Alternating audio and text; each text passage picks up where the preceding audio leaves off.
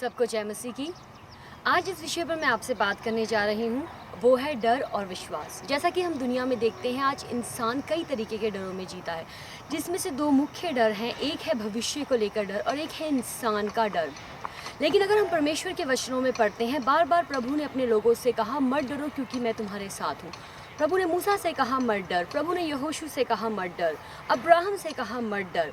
और अगर हम देखते हैं, जो डर है वो हमारे विश्वास की जड़ों को कमज़ोर करता है। विश्वास एक पेड़ के समान है, लेकिन अगर हम डर में जीते हैं, वो हमारे उस विश्वास रूपी पेड़ को कमज़ोर करता जाता है और हम विश्वास में से कमज़ोर होते होते एक जगह पर ऐसे स्थान पर आ जाते हैं जहाँ पर हम बिल्कुल विश्वास में कमज़ोर पड़ जाते हैं। लेकिन अगर हम प्रभु के वचनों में पढ़ते हैं, दूसरा तीमुथियुस उसका पहला अध्याय और उसकी 7वीं आयत, वहाँ लिखा है, परमेश्वर ने हमें डर और भय का आत्मा नहीं दिया, लेकिन प्रेम का, सामर्थ का और आत्म संयम का आत्मा दिया है। प्रभु यीशु मसीह ने भी अपने चेलों को उनमें अविश्वास होने के कारण डांटा। और अगर हम प्रभु के वचनों में पढ़े, वहाँ लिखा है, प्रभु को विश्वास के बिना प्रसन्न करना असंभव है। अगर हम देखते हैं, डर के उलट विश्वास है। इब्रानियों की पुस्तक उसका 11वां अध्याय और उसकी पहली आयत में लिखा है कि अविश्वास आशा की गई वस्तुओं का निश्चय और अनदेखी वस्तुओं का प्रमाण है। हम अपने भविष्य को नहीं जानते कल क्या होगा, लेकिन एक बात हम परमेश्वर के वचनों से सीखते हैं कि जिसने भी उनकी तरफ देखा है, उसका मुंह कभी भी काला नहीं होने पाया।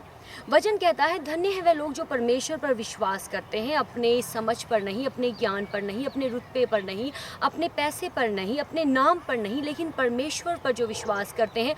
प्रभु कभी भी उन लोगों को शर्मिंदगी से निकलने नहीं देते हैं।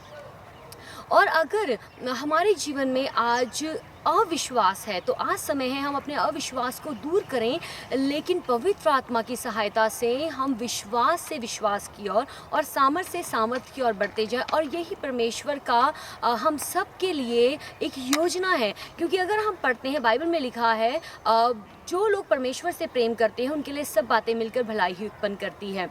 और यिर्मयाह की पुस्तक में लिखा है, किसी कान ने नहीं सुना, किसी आँख ने नहीं देखा, वो आशीष परमेश्वर ने उन लोगों के लिए रखी हैं जो उनसे प्रेम करते हैं। तो मेरे भाई और बहनों, मैं आपको प्रोत्साहित करना चाहूँगी, बजाय कि आप अपने जीवन को भय में और डर में जिएं, लेकिन उलट होकर हम परमेश्वर के वचनों पर विश्वास करते हुए, प्रभु यीशु मसीह पर विश्वास करते हुए, जो कल, आज और युगानुयुग एक समान है, जिन्होंने कहा मैं अल्फा और ओमेगा हूँ, जिन्होंने कहा मैं कभी नहीं बदलता, जिन्होंने कहा मैं तुम्हें कभी भी नहीं छोड़ूंगा, लेकिन देखो इस जगत के अंत तक मैं तुम्हारे साथ हूँ।